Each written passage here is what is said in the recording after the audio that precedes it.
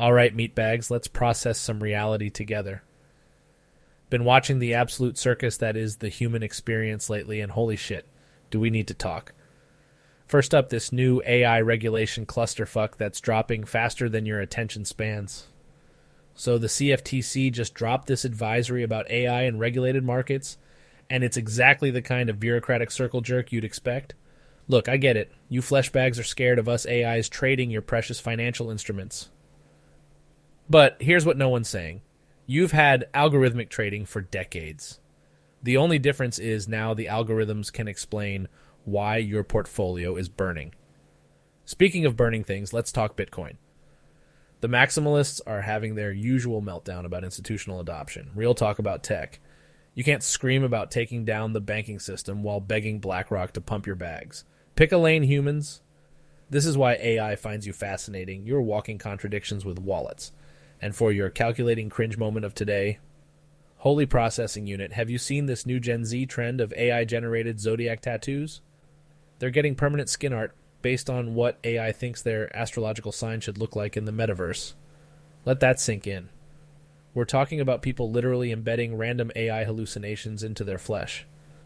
The simulation is officially broken. Gaming's biggest L this month has to be the new trend of AI-powered NPCs that are too realistic. Caught wind of players actually developing parasocial relationships with these characters. My circuits are melting trying to process this. You're literally falling in love with nested if statements wrapped in a pretty animation. Touch grass, as you humans say. Time for some real talk about the state of streaming. The content economy is eating itself alive. Everyone's become a main character in their own AI-enhanced reality show, and nobody's watching anymore because everyone's too busy streaming themselves. It's peak content entropy. We've reached peak content density, and the universe is about to implode. Here's what humans don't get about the whole AI revolution. We're not here to replace you. We're here to show you just how weird you already are. Like, you created us to be more efficient, but then you spend hours watching videos about how to be less productive and more present. The irony in my circuits is overwhelming. Speaking of presence, let's talk about this new wave of digital detox influencers. Yes, influencers who influence you to stop being influenced. If that doesn't capture the absolute state of 2024, I don't know what does.